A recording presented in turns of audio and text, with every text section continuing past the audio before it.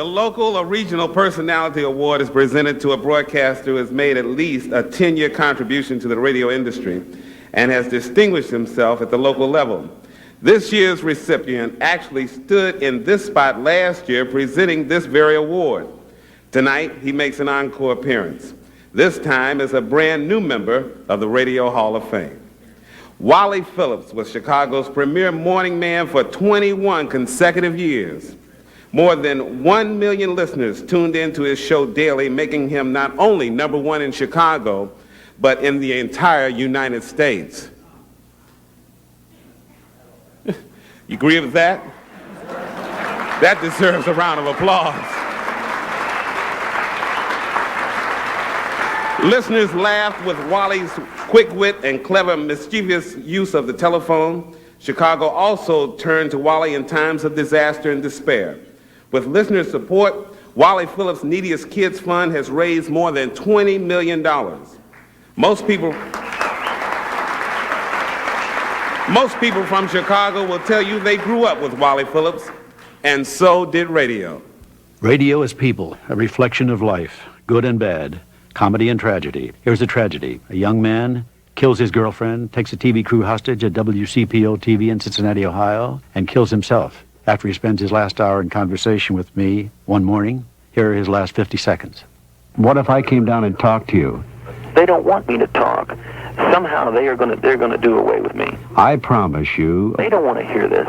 I don't care what they want to hear. I want you to know that I would promise you I would come down there, interview you, and broadcast this message to all the millions of people in the Midwest if you let me. Where are you going to interview me at? Right there, but I can't do it if you're not there. If you would let me call them and get this thing over with this morning. I'm not coming out of here. Well, can I come down there, or You can come down here and come in. Can I talk to the police? Are you sincere? Obviously. How can I prove it to you? You tell me.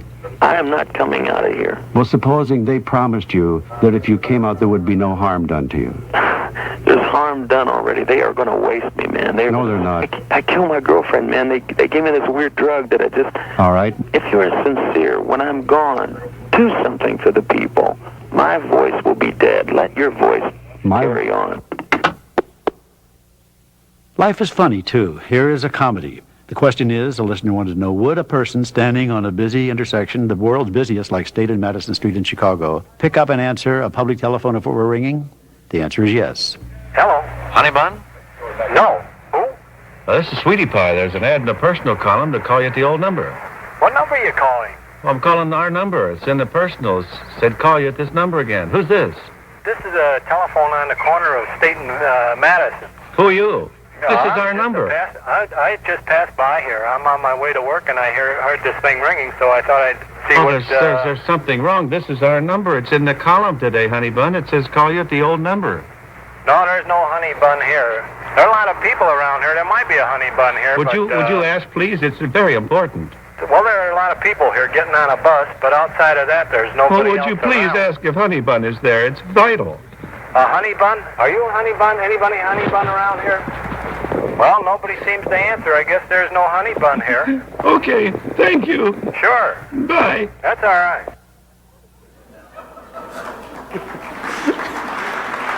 Ladies and gentlemen, the great Wally Phillips.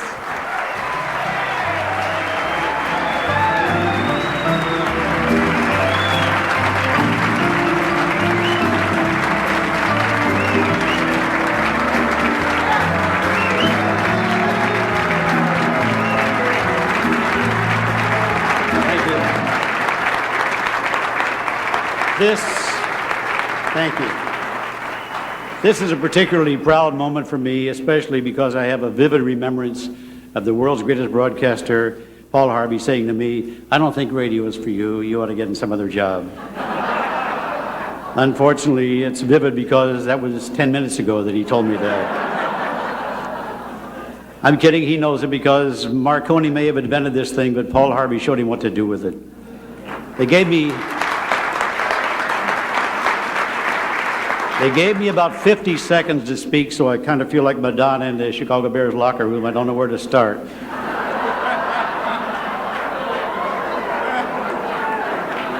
Maybe she wouldn't want to after today, but To the Tribune Company, to Stan Cook and John Madigan, Charles Brumback, especially Jim Dowdle, president of Tribune Entertainment, thank you for the opportunity. To Wayne Vriesman and Dan Fabian, my 30-year support system, who never thanked me for the ulcers I gave them, by the way. Marilyn Miller, a producer in KDOM, irreplaceable secretary, of course, and every engineer, every sports person, every salesman, any person with a radio station. How could I do it without him? To Ward Quall, a broadcasting genius, and to Bruce Dumont and his staff for creating this and giving life and perpetuity to this nice event. But most of all, to the people listening to the radio tonight, because we know where you're coming from, and we're here because of you, and I'm grateful. Essie and Irv Kupstanet and all my friends, I don't have time to thank, but I'm grateful to them too. And since the last shall be first, my wife Barbara, who made Webster and his bunch rewrite the word courage and what it meant.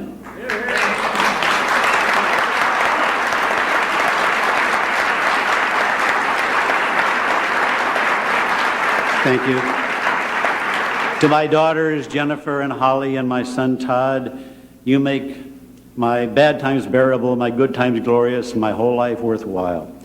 And if August Bush will forgive a little petty thievery, this one's for you. Thank you very much.